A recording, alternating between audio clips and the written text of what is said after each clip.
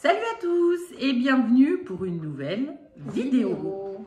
Aujourd'hui, on va vous parler donc du poulinage. On avait fait plusieurs vidéos qui reprenaient un petit peu les étapes de la mise à la repro de la jument.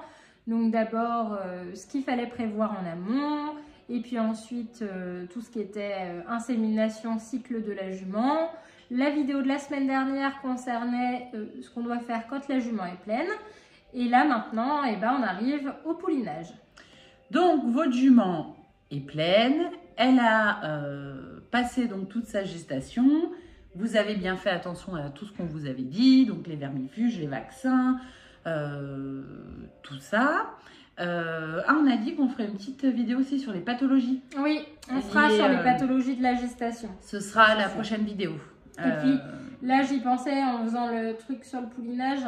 On fera aussi sur les dystocies, c'est-à-dire les poulinages à problème. Mais on n'aura pas le temps de tout aborder dans le poulinage normal. Donc aujourd'hui, on va faire un poulinage qui se passe normalement. Et puis on verra, on digressera sur les problèmes dans une autre vidéo. Voilà, où on vous fera du coup les pathologies pendant la gestation et éventuellement tout ce qui va être dystocie et compagnie.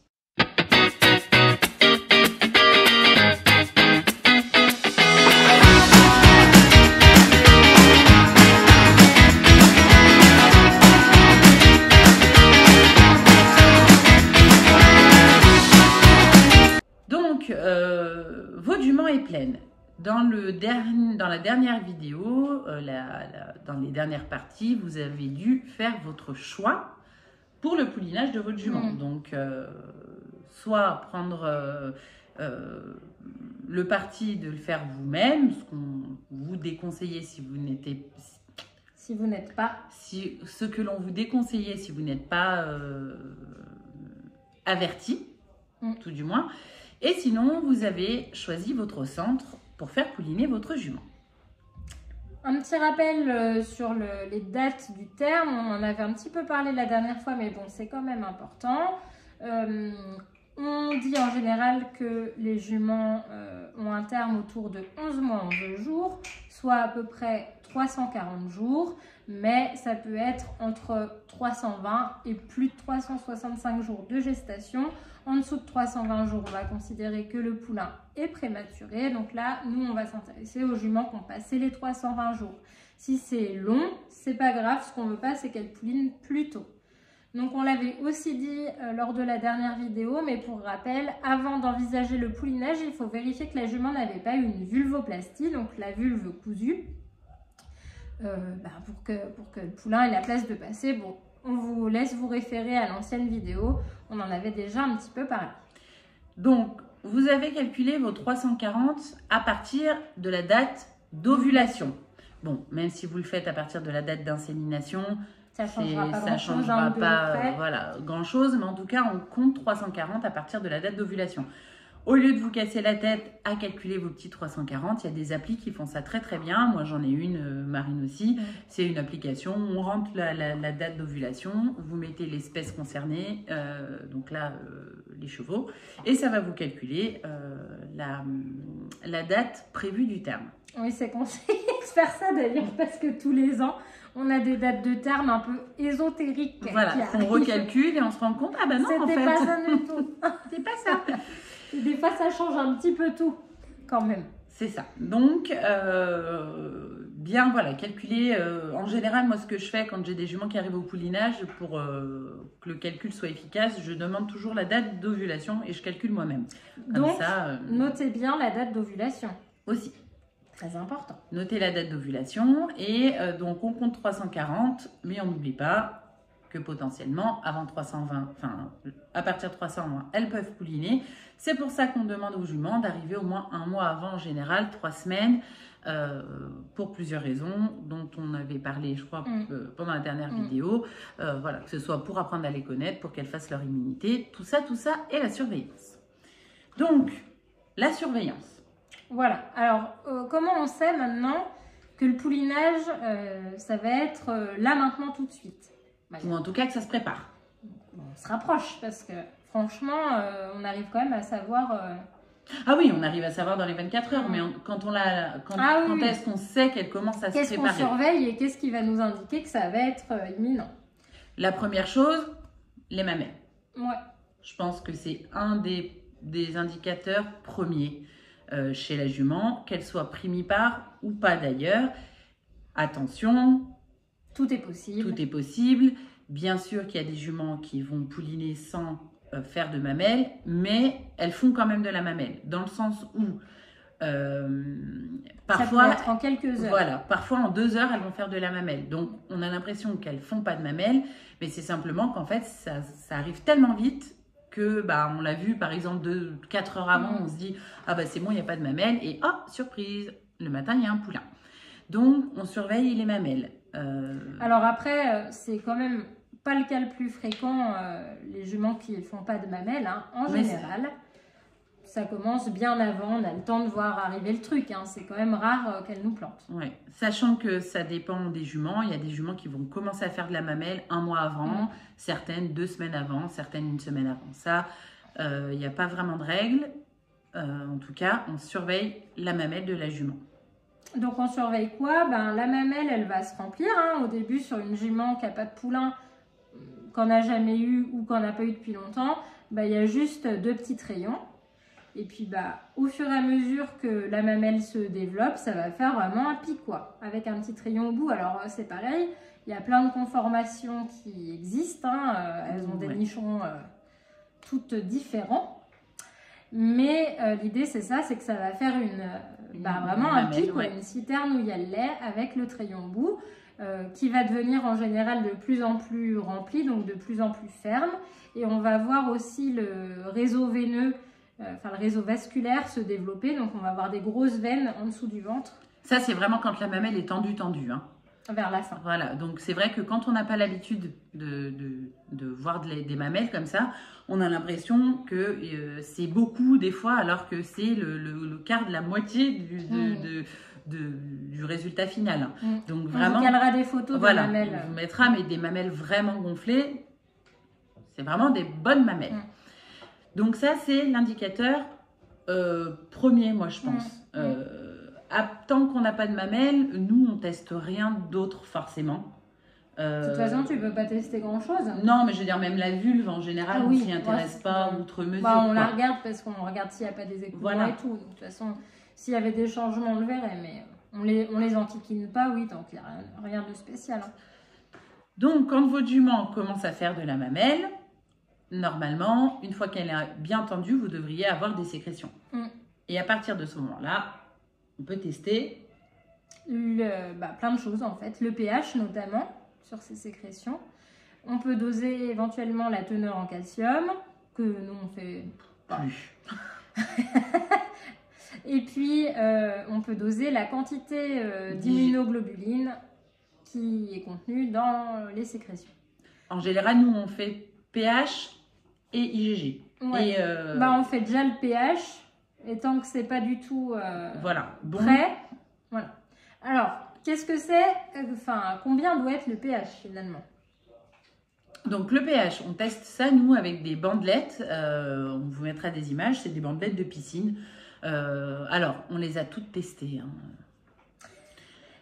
Toutes. Nous, on aime bien celles avec des couleurs vraiment franches. C'est-à-dire où on voit vraiment la différence quand ça baisse de pH. Donc, ça ne sert à rien de prendre des bandelettes qui vont tester de 0 à 20 parce que sur celles-ci, en général, les couleurs, elles sont infimes des changements et c'est pas hyper franc. Donc, le mieux, c'est de prendre des bandelettes qui font de 0 à 7 ou même de 3 à 7 si vous trouvez, c'est mieux parce qu'en général, les couleurs sont vraiment franches. Donc, chez la jument, le pH va s'acidifier. Je ne sais pas si ça se dit.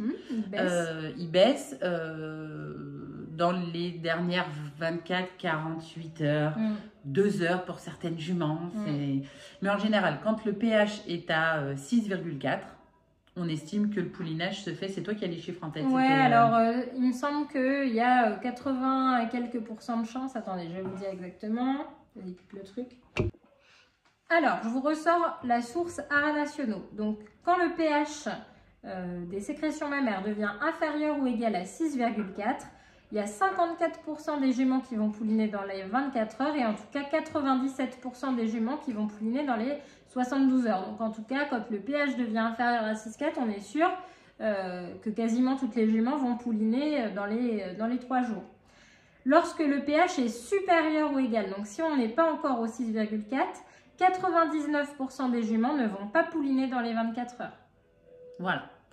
Sachant, avec l'expérience qu'on a eue récemment, l'année dernière, bien tester les 2 mamelles. Enfin, les deux côtés. Parce que nous, ça nous arrivait d'avoir un côté à 6,4 et l'autre à 8. Donc, on ne sait pas trop. Et finalement, le poulinage s'est fait quand les 2 côtés étaient à 6,4. Ça nous était jamais arrivé, mais en tout cas, on a eu l'exemple l'année dernière. Donc, pour ce faire, on va vous mettre des vidéos. On prend une petite goutte suffit. Si on arrive à faire un premier jet, à faire sortir un premier jet avant, c'est bien. Et ensuite, on va mettre une petite goutte sur la bandelette qui va nous donner un résultat immédiat. Il faut vraiment se baser sur le résultat que vous voyez dans les 30 secondes, 1 minute grand max. Ensuite, le résultat, il ne faut pas laisser sécher le machin dans la voiture pendant une journée parce qu'après, on a des surprises quand même. Donc, bien regarder le résultat que vous avez. Donc, une fois qu'on a fait les bandelettes, que notre pH est à 6,4, nous, on va commencer à tester le colostrum. Et c'est pareil, le colostrum, on va le tester à ce moment-là. Pourquoi ? Pour voir s'il y a assez d'anticorps, d'immunoglobulines, donc on appelle les IgG, dans le colostrum. Vous savez très bien que chez le poulain, il n'y a pas d'anticorps qui passent de la mère au poulain pendant la gestation. Le placenta n'est pas fait comme dans d'autres espèces, comme chez l'homme par exemple, parce que chez nous, il y a des anticorps qui passent pendant la gestation et quand les bébés naissent, ils ont déjà un système immunitaire un petit peu autonome, préétabli. Les poulains, pas du tout. Quand ils naissent, ils sont totalement immunodéficients. Ils n'ont pas du tout de protection. Et toute la protection qu'ils vont obtenir va être obtenue via le colostrum qui va téter. Donc c'est hyper important que le colostrum soit de bonne qualité parce que s'il n'y a pas beaucoup d'immunoglobulines dedans, le poulain ne sera pas protégé. Et il faut savoir que la perméabilité de l'estomac du poulain, de l'intestin du poulain, se perd dans les 6 heures, il me semble. Donc plus votre poulain tète tôt, mieux c'est. Et il faut savoir du coup qu'après 6 heures, l'intestin devient imperméable et les anticorps ne passeront plus dans le sang du poulain. Si on donne un colostrum par exemple de très bonne qualité à un poulain de 2 jours, ça lui servira à rien d'autre qu'à l'alimenter et lui donner des nutriments, mais ça lui donnera pas de protection. Après, si c'est raté, il faut faire carrément une plasmaphérèse, donc faire venir un vétérinaire pour faire passer du plasma directement par la voie intraveineuse. Donc c'est pour ça que c'est très très très important à mon sens de tester le colostrum et bien sûr de s'assurer que le poulain tète immédiatement. Mais ça, on en reparlera dans une autre vidéo sur le post-poulinage justement. Donc là, pour l'instant, on se concentre vraiment sur le poulinage. Donc les mamelles, on teste avec les bandelettes. Ensuite, on va tester le colostrum qui est aussi un indicateur de poulinage. Parce que dans les 24 dernières heures, le colostrum, il est censé se charger en immunoglobulines. Voilà, quasiment doubler selon les juments. Donc, on surveille bien. Et comment on fait? C'est le même principe. On vous mettra l'appareil.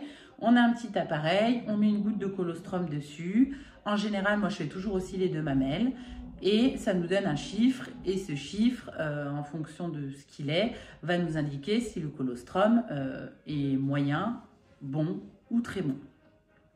Il faut savoir que nous, on a un stock de colostrum au congélateur qui est prélevé sur des mamans qui ont énormément de lait de très bonne qualité. Donc, on va toujours en prélever, enfin, pas toujours, mais sur certaines juments, on va pouvoir en prélever. Ce qui nous permet d'en avoir toujours en stock au cas où on ait une jument qui ait un colostrum qui soit pas bon. Donc ça, attention aussi, parce que des fois on a l'impression qu'un colostrum n'est pas bon 1 heure avant le poulinage. Et quand on finalement... teste après le poulinage, il est excellent. Donc, c'est pour ça que nous, on teste toujours le colostrum avant. Bon, s'il est déjà excellent avant, il y a quand même peu de chance, sauf si la jument en a beaucoup perdu, qu'il soit mauvais après. Hein, mais bon, c'est vrai que c'est plus sûr de tester, vaut mieux être sûr. C'est surtout, on le reteste après le poulinage, en effet, quand il est moyen. Quand il est nul avant, ça nous permet aussi de commencer à potentiellement se préparer, à se dire il va falloir décongeler du colostrum. Donc, une fois qu'on a fait les bandelettes, le colotest, en général, quand tous les facteurs sont bons, on sait que la jument va pouliner dans les 24 heures. Donc, en général, qu'est-ce qu'on fait à ce moment-là? Alors, attends, d'abord, il y a d'autres signes qu'on peut voir. Ah, bien sûr. Qu'on n'a pas dit. Qu'on n'a pas dit. Allons-y. Alors, il y a la vulve en général qui s'allonge un peu. Et qui se ramollit. Et qui se ramollit en chamallow. En chamallow.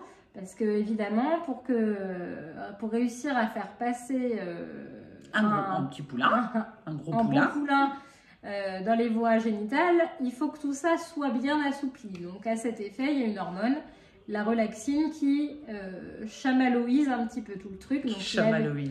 Ouais, ça fait vraiment... Mais bon, qui relaxe, relaxine qui relaxe. Exactement. Donc, ça agit sur la vulve et sur aussi la croupe, quoi, qui est plus molle. Donc, c'est ce qu'on appelle quand la jument se casse. Vous avez peut-être déjà entendu ce terme. Quand on dit qu'une jument se casse, et ben, en fait, c'est que sous l'effet de la relaxine, et ben, c'est les ligaments en fait, qui vont se détendre, hein, on peut dire. Et ça va donner cette impression de croupe qui se casse. En fait, c'est simplement que tout est en train de se relâcher. Et donc ça, c'est aussi un signe qui arrive en général, pareil, autour de 24-48 heures avant. Certaines un peu plus, mais le vrai relâchement, je trouve qu'il s'observe vraiment en 24-48 heures. Quoi. À la fin, vraiment. Et puis, il y a des juments sur qui ça se voit beaucoup et d'autres beaucoup pas moins. Du tout. Mais en tout cas, ça le fait chez toutes les juments. C'est juste que selon la conformation et le physique des juments, ça se voit plus ou moins en fonction du gras qu'il y a, en fonction de l'orientation de la croupe, tout ça. Donc, la vulve, bah, pareil, on va bien le voir. En général, on voit que ça se détend. La vulve, elle est plus toute tendue. Elle, comme dit Marine, elle va s'allonger et elle va se relâcher. Donc, voilà. Ensuite, une fois qu'on a tout ça, avant que le poulinage commence, nous, on va mettre en place des systèmes de surveillance un petit peu discrets pour pouvoir observer la jument sans venir l'embêter toutes les 2 secondes. C'est-à-dire qu'une fois qu'on sait que c'est imminent, on va essayer de se mettre un peu en retrait et on va laisser le travail en fait se faire. Parce que si on les enquiquine trop, les juments, surtout certaines qui sont un peu plus stressées que d'autres, elles vont retenir le truc. Jusqu'au moment où vous allez aller boire un petit café. Voilà, je t'en prie. La meuf. Et quand vous allez revenir de votre petit café, le poulain sera dehors. Vas-y, voilà. T'es pas végane, toi? Non. Donc, bien entendu, nous, on a la chance d'avoir les infrastructures qui le permettent, mais il y a plein de petits trucs à mettre en place si on n'a pas forcément. Marine, elle n'a pas de box chez elle, et pourtant... J'aimerais bien avoir la possibilité de mettre une caméra et tout ça, parce que ça serait quand même plus confortable, mais bon, c'est pas le cas. Donc moi, ma technique, c'est de... Bah, la ceinture, cette année, ça a marché quand même. Ouais, la ceinture, ça a marché. Parce que ça marche avec le réseau du téléphone. Mais moi, ma technique, c'est que je dors dans ma voiture, dans le pré, jusqu'à ce que la jument pouline. Et c'est fatigant. Et c'est fatigant parce que je me réveille tous les 20-30 minutes pour jeter un petit œil et voir où ça en est. Voilà. C'est vrai, quand on a des infrastructures, c'est différent. Chez nous, on a des caméras. On a une ceinture de poulinage, donc voilà, quand on a fait les bandelettes, le colotest, tout ça, qu'on sait que la jument, elle se prépare, on met les caméras sont toujours en marche d'ailleurs. Il faut savoir que je pense que 80, j'ai pas les chiffres, on les a pas, mais à mon avis 95, voire 17% des juments poulinent la nuit. c'est quand même beaucoup plus la nuit que la journée, même si ça nous arrive d'avoir des poulinages en plein jour. Ça arrive, et en général, celles-ci, c'est celles qui se sont déjà retenues toute la nuit, qui ont brassé toute la nuit, et qui vraiment en peuvent plus et vont pouliner la journée. Ou les sans-gêne, quoi. Voilà, ou les sans-gêne qui ont très confiance. Il faut savoir que nous, les juments sortent la journée dehors, elles sont rentrées que la nuit au paddock. Donc, si une jument décide de pouliner dehors, elle poulinera dehors. Enfin, ça, c'est qu'elle a choisi de le faire dehors. Donc, voilà, mais majoritairement, ça se passe quand même la nuit. Donc, on a des caméras, on met une ceinture de poulinage. Donc, Marine vous mettra des images aussi, mais ça, on a déjà fait plein de vidéos dessus, hein, je pense. Bon, le principe, c'est que c'est un petit peu comme un surfait. Dans ce surfait, il y a un accéléromètre, donc un truc qui mesure, ou un inclinomètre, je sais plus. Ou en tout cas, quand la jument va se coucher, un inclinomètre là-dedans. Quand la jument va se coucher plus de 7 secondes, je crois, ça va nous appeler sur le portable. Et là, un petit coup de caméra, on regarde si la jument elle est couchée en train de dormir ou si elle est couchée en train de pouliner. Sachant qu'il y a aussi un mode sommeil dessus pour les juments qui se couchent de tout leur long. Qui nous appelle vraiment si ça récidive, si vraiment la jument va se coucher, se relever, se coucher, se relever. Ça les dérange pas du tout, hein. Ce surfait, d'abord, on leur met que quand on n'est pas aux écuries, et puis franchement, elles tolèrent toutes très bien, y compris les pas débourrés et tout ça. C'est pas serré très fort en fait, hein. C'est juste, c'est sanglé, mais on sangle pas fort, hein, parce que ça ne sert à rien. Donc, on leur met la ceinture de poulinage, on a les caméras. Quand la ceinture nous appelle, on regarde à la caméra et on vient voir, si jamais on a un doute, on vient voir ce qui se passe. Voilà, on est à 2 minutes des box, hein, donc on se lève et puis on va voir si la jument pouline ou pas. Donc après, c'est pareil, il y a la team, on laisse faire tout seul, il y a la team, on les aide. Moi, personnellement, je crois que Marine est pareil, mais on les aide systématiquement. Parce que ça leur économise quand même du temps et de l'énergie. On va pas se mentir. En général, une jument qu'on aide, et c'est toujours 30 minutes de gagner pour elle. Ou, même pour le poulain, hein. Ça les brasse, hein, les poulains. Rappelle-toi, le gros là qu'on avait tiré. Lui, on l'a tiré. Il a mis un moment à émerger, lui. Hein. En fait, c'était un gros poulain à sortir. Je pense qu'il serait sûrement mort, hein, si on l'avait pas tiré, parce que on était deux à le tirer. Il était à la vulve, et puis en fait, c'était un premier poulain. Elle n'avait pas la force de le sortir. Il est reparti en arrière, mais il était dans la poche encore, donc je pense qu'il était percé, mais il y avait encore pas mal de liquide. Il a à moitié bu la tasse. On s'est dépêché comme jamais de le sortir, et il est resté dans les vapes une bonne demi-journée. Il a fallu le biberonner tout au début. Ouais. Non, c'est pour ça, faut pas... Voilà. Après, de toute façon... La nature est bien faite, mais pas toujours quand même. Non, c'est ça. Et puis, dans le meilleur des cas, si c'est une lettre à la poste, vous êtes à côté, vous avez même à peine le temps de prendre le truc qu'il est déjà dehors, et puis voilà. Hein. Après, vous restez à distance pour surveiller, ça ne va pas déranger la jument, mais en tout cas, il vaut mieux être prêt à intervenir que de les voir galérer. Juste pour préciser, avant le poulinage, c'est possible d'observer d'autres signes comme du phlémène. Je sais pas trop pourquoi, s'il y a des hormones... Je pense que c'est surtout en général quand elles pissent, hein. C'est quand elles sentent leur propre urine. Donc je pense qu'il y a en effet... parce que ça, on l'a observé plein de fois. Plein de fois. Quand on les regarde à la caméra, qu'on commence à voir qu'elles font le phlémène, ou alors qu'elles s'appuient la vulve contre le mur. Ah oui, c'est vrai. Parce que ça leur fait une pression, ou alors qu'elles font des signes de colique, qu'elles se couchent, qu'elles se lèvent, qu'elles se couchent, qu'elles se lèvent. En général, oui. Qu'elles mangent plus bien, notamment les grains. En général, c'est qu'il faut quand même se bouger. Donc ça, c'est si vraiment vous avez la possibilité de les regarder. Sinon, parce que ça, c'est vraiment des signes qui arrivent quand le travail a déjà commencé, en fait. Ouais. Donc, si vous loupez cette phase-là, vous allez arriver... le poulain sera déjà là. Donc, en général, on surveille tout. Les changements de comportement, comme dit Marine, c'est une baisse d'appétit, c'est des douleurs. Hein, les contractions, ça fait mal. Donc, on a l'impression que la jument est en colique.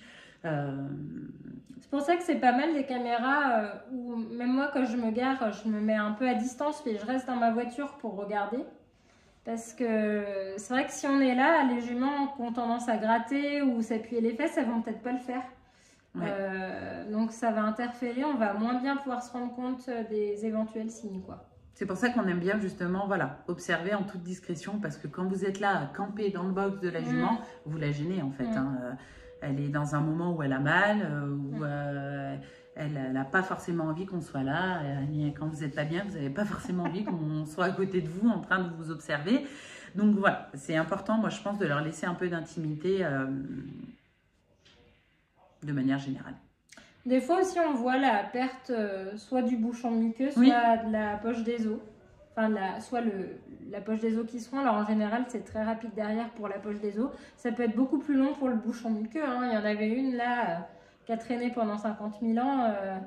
Elle a perdu son bouchon muqueux, puis ça n'a rien passé pendant... Ouais, c'est vrai. Donc ça, c'est pareil. Qu'est-ce que le bouchon muqueux? Qu'est-ce que le bouchon muqueux? C'est un bouchon muqueux. C'est des sécrétions un peu glaireuses qui se trouvent au niveau du col. Et quand ça travaille et que le col commence à s'ouvrir, ça part. Et des fois, il y en a un nouveau qui se forme. En tout cas, bon, elles ne vont pas perdre le bouchon muqueux à 10 mois de gestation. Hein. C'est quand même qu'on est dans les derniers Ou sinon, si c'est le cas, c'est que le col est en train de s'ouvrir et c'est pas bon signe. C'est que ça va avorter. Voilà. Donc, c'est pour ça qu'on surveille toujours qu'il n'y ait pas d'écoulement anormaux pendant la gestation, surtout en fin de gestation. Ça peut nous indiquer un souci. Ah oui, j'avais pensé aussi juste dire, ici on utilise la ceinture de poulinage. Il y a d'autres dispositifs, il y en a de plus en plus maintenant. Hein. Il y a des machins où c'est carrément des téléphones qu'on accroche à je ne sais... Ah ouais? Ouais. Bon, je connais pas. T'achètes un téléphone et tu l'accroches à je sais pas quoi avec une application. Enfin bon, voilà. Sinon, il y a des machins qu'on attache autour de la queue qui peuvent marcher. Il y a des aimants qu'on suture à la vulve et qui nous appellent quand ils s'écartent. Alors par contre, ça, voilà, il faut savoir que quand ça s'écarte, c'est que ça sort. Il faut, voilà, donc, il faut être vraiment sur place. Dépêcher. Puis ça coûte ultra cher, donc je le mentionne juste parce que sinon on va nous dire peut-être, on n'en a pas parlé. Il y a des dispositifs qu'on accroche au licol, mais bon, c'est pareil. Nous, celui que j'ai, moi, c'est ça. Hein. Je peux le mettre sur un surfait ou sinon je peux le mettre sur le licol. Voilà. Donc pour l'instant, je l'ai toujours mis en surfait, mais c'est vrai que si on a des juments un peu délicates qui ne supportent pas le surfait, c'est possible de le mettre au licol, sachant que voilà, moi c'est vrai que j'ai horreur de laisser les licols au box, donc c'est pour ça que je ne le fais pas, mais bon, ça se trouve un jour, je vais être obligée de le faire. Voilà, donc maintenant, passons au poulinage, à proprement parler. Et vas-y. Donc, on a parlé vite fait tout à l'heure de la rupture de la poche des os, donc en gros... si on veut simplifier, le poulain, il est dans l'utérus. Il y a le placenta qui est en contact avec l'utérus et qui fait les échanges entre la mère et le poulain, les échanges de nutriments, de sang, d'oxygène, tout ça. Et il y a encore d'autres structures qu'on appelle en général les annexes fétales. Et donc ça forme une poche dans laquelle il y a du liquide, le liquide allantoïque ou amniotique. On ne va pas rentrer là-dedans.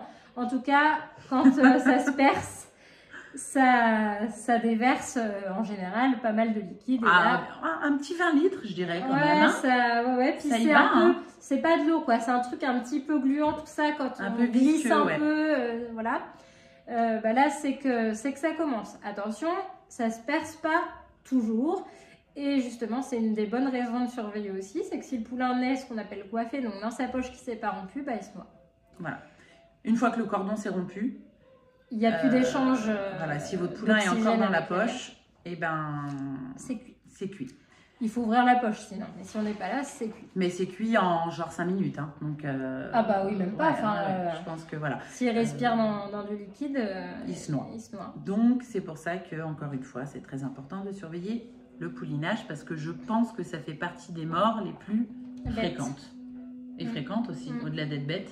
Je pense que ça doit arriver assez souvent. Donc... Bon, la poche... Voilà. On va dire que la poche s'est rompue. Donc, qu'est-ce qu'on a en premier? Normalement, les poulains, ils se présentent ce qu'on appelle en présentation antérieure. Donc, il y a leurs petites pattes, leurs antérieures, qui sont un tout petit peu décalées. Comme ça, il y a un petit pied qui est devant l'autre. Et puis, il y a le petit bout du nez, là, qui est comme ça, posé dessus. On parlera des cas où c'est pas comme ça.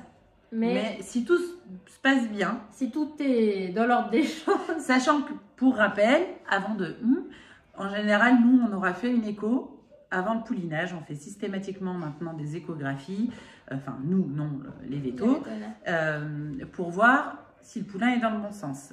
Donc, comment elles font ça? On regarde soit par voie transrectale, ce qu'on fait nous ici, soit par voie transabdominale, si on voit l'œil en direction de la sortie, si je puis dire. Et si on voit l'œil, eh ben forcément, c'est que le poulain est dans le bon sens.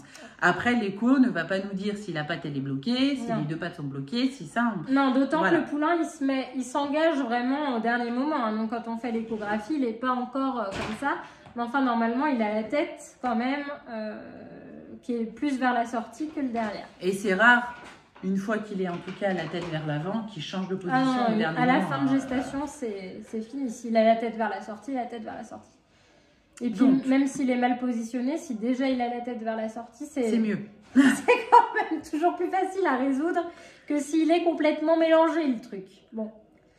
Mais de toute façon, ça, pareil, on avait dit qu'on ferait une vidéo sur nos meilleures anecdotes. Nos meilleures anecdotes de catastrophe.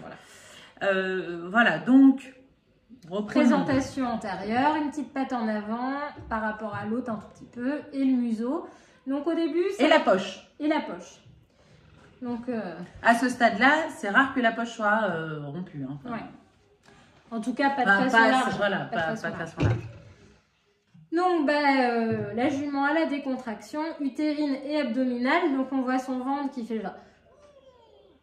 Voilà. Et il y a sur certaines juments, et c'est hyper impressionnant. Ouais. En général, elles sont la plupart du temps couchées sur le côté. Ça arrive qu'elles se relèvent et qu'elles se positionnent. Certaines qui le font debout. C'est rare, mais ça nous est arrivé d'avoir des juments qui sont couchées genre au dernier moment. Quoi. La petite grise, la dernière se rappelle, elle s'est couchée vraiment, il y avait antérieur et patte. Quoi. Je me suis dit, elle ne va jamais se coucher. Il y a une vidéo extraordinaire sur Internet où il y a une jument qui est en train de bouffer son foin. Avec le poulain qui le poulain qui est en train de sortir et à aucun moment, en fait, elle arrête de bouffer son foin. Bon, bref. En général, celles-ci ont déjà eu des poulins avant, je pense. Ouais, et puis c'est bon. Donc voilà, là c'est contraction où on voit au début la petite tête comme ça. Et après, c'est le moment un peu délicat. Il y a, je pense, deux moments principaux délicats. C'est le moment où il va falloir passer l'épaisseur des épaules. L'encolure. Voilà, la tête, les pattes, le garrot. Les épaules, une fois que les épaules sont passées, savonnette. Ça part comme un paix sur une toile cirée, comme dirait ma grand-mère. Donc, bon, voilà. Là, en général, c'est le moment où... Le plus délicat, ouais, c'est vraiment le encolure, garrot, épaule, quoi. Ouais. On sent que le front, là, je trouve. C'est quand il y a le haut de la tête, là, on sent en fait, au final, ouais. Et après, ça va. Et aussi, bien sûr, nous, on voit ce qui se passe dehors. Ouais. On voit, nous, ce qui sort de la vulve, en fait. Mais il faut penser qu'avant de passer par la vulve, ça passe par le col. Et souvent, c'est là où ça fait le plus mal, je pense. Limite. Vraisemblablement, ouais. Donc, voilà. Toi, t'es passé par là. Ouais, qu'est-ce qui fait le plus mal, le col la tête. Ouais. Oui, mais qui passe par le col, finalement. Ah non, qui passe par... Ah, bon, voilà. C'est quand tu sens que ta peau, tu vois... Ça, c'est horrible, là. Non, mais bon, quand la peau s'étire. Donc, ça doit être pareil chez les juments. Je pense. Donc, d'ailleurs, s'il y a des déchirures vulvaires, ça va être à ce moment-là, ça arrive. Hein, c'est pas forcément dramatique. L'année dernière, on en a eu une carabinée. Bah oui, parce que, en fait, par rapport à d'autres espèces, les contractions utérines chez la jument, même les contractions abdominales, elles sont extrêmement puissantes. C'est pour ça que par rapport à une mise-bas de vache, une mise-bas de poulain, ça va être plus rapide. Et quand on doit intervenir, quand on doit mettre les mains dedans, ça vous broie les bras, quoi. C'est hyper puissant. Donc normalement... Parce qu'il faut savoir, voilà, pendant qu'on intervient, s'il y a un problème, les contractions, elles commencent. Donc c'est pour ça que certains vétérinaires vont endormir la jument pour arrêter les contractions. Ou donner des choses, voilà. Ou donner des choses pour arrêter les contractions. Pour pouvoir manœuvrer. En tout cas, normalement, une expulsion de poulain, c'est à peu près maximum 20 minutes. Mais en général, nous, c'est vraiment même beaucoup plus rapide que ça parce qu'on, comme on vous disait, on aide un petit peu. Donc l'aide qu'on donne en général, c'est juste qu'on maintient une pression constante. On maintient les antérieurs là, quand ils sont justement dans cette position-là pour pas que ça fasse un va-et-vient là, quand la contraction s'arrête. Et comme ça, la contraction suivante, il y a déjà la prise. Voilà, et ça sort. En fait, ce qu'on fait, c'est qu'on les aide pour que le poulain avance pas à pas. Sinon, c'est vrai que ça sort, ça rentre, ça sort, Ouais. ça rentre, ça sort, ça rentre. Sauf problème, ça va pas être qu'on force pour le sortir, ça va être que la jument elle pousse, on va le maintenir quand la contraction s'arrête et à la prochaine contraction, on va aider à tirer. Toujours vers le bas. Mais ça, c'est voilà. C'est le côté technique de la chose. Donc, une fois que le poulain est expulsé, et ben, donc une fois que les épaules sont passées, comme vous avez dit en général, le paix sur une toile cirée, là, le poulain sort. Il est encore accroché en général à sa mère par le cordon. Il y a un échange sanguin qui se fait encore si le placenta est voilà, toujours accroché. Si le cordon est toujours là. Donc en général, le mieux c'est quand même de laisser la mère coucher si elle a envie d'être couchée. Hein. Enfin, je veux dire, il n'y a pas, c'est pas comme les vaches où il faut absolument qu'elle se relève parce qu'il y a une histoire de si elle se relève pas tout de suite. Oui, elles ont des problèmes d'éclampsie les vaches que n'ont pas en général les juments, parce que les vaches, l'éclampsie en fait c'est quand il y a un problème de déficit en calcium et chez les vaches comme elles produisent énormément de quantité de lait, il y a énormément de calcium qui part dans la mamelle et donc elles sont plus sujettes à ça. Voilà. Chez les juments, non. Donc, si une jument est fatiguée après son poulinage, si elle a envie... Si une jument est fatiguée après son poulinage, si elle a envie de rester couchée, nous, on a des juments, des fois, qui restent couchées 30 minutes après le poulinage. Et bien, si c'est juste qu'elle est fatiguée et qu'elle a envie de rester couchée, on la laisse coucher. Enfin, je veux dire, il n'y a pas d'urgence dans les 30 minutes que le poulain soit debout et qu'il tète. Ça, il faut aussi... laisser le temps. De toute façon, les poulains, ils se lèvent rarement en moins de 30 minutes. Voilà. Hein, quand même. Donc, on est là, on surveille. Mais si la jument va bien, s'il n'y a pas de sang, ça saigne toujours un peu, hein, parce que les muqueuses s'ouvrent, donc ça saigne toujours un peu.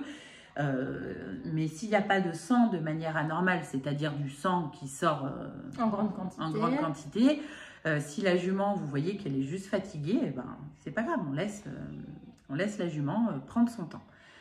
Une fois que la jument elle a récupéré ses esprits, elle va se lever en général pour aller renifler son poulain. Et c'est à ce moment-là que le cordon va se rompre.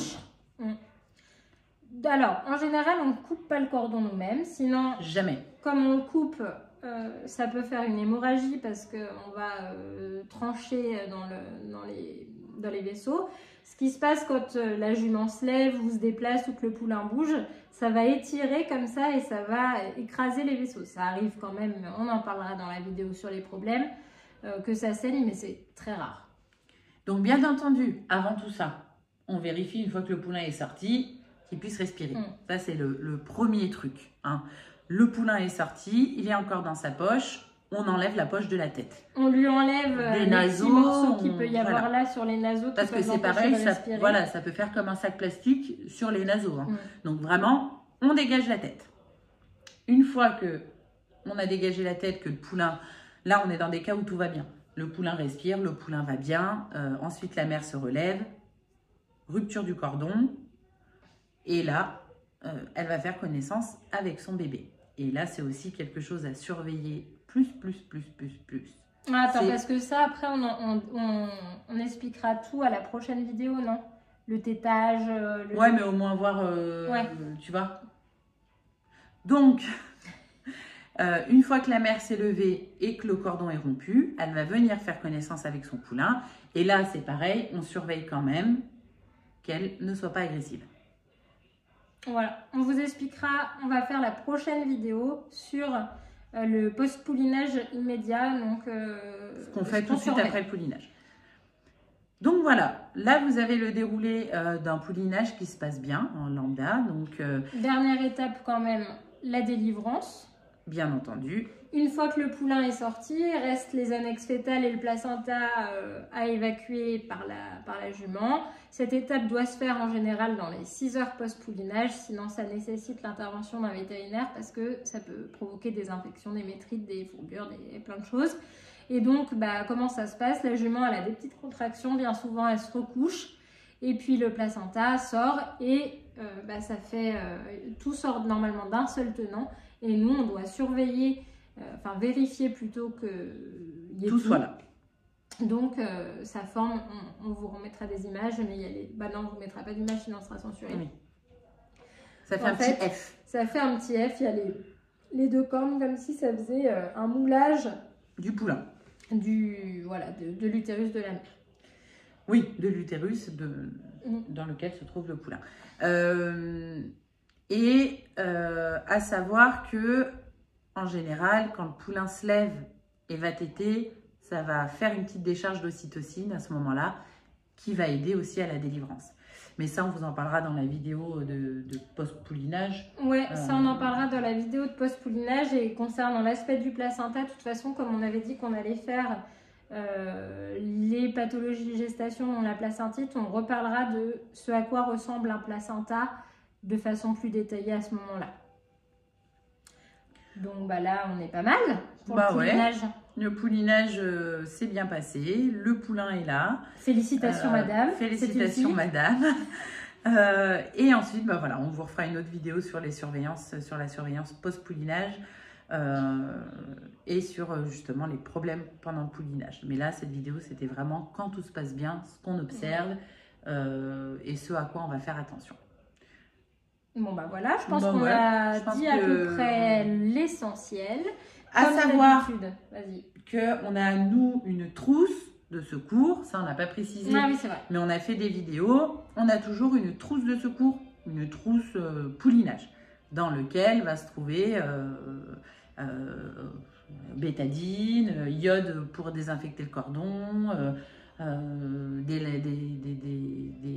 compresses, enfin plein de trucs, mais ça on vous refera une vidéo sur le sujet. Mais en tout cas, quoi qu'il en soit, il faut avoir tout à portée de main. C'est-à-dire que quand vous voyez que votre poulinage se prépare, on fait une petite trousse où on a tout dedans pour ne pas chercher le machin, le truc. Voilà, il faut avoir tout à portée de main. Ce qu'on n'a pas dit aussi, c'est que bien entendu, si on intervient sur le poulinage, il ne faut pas être...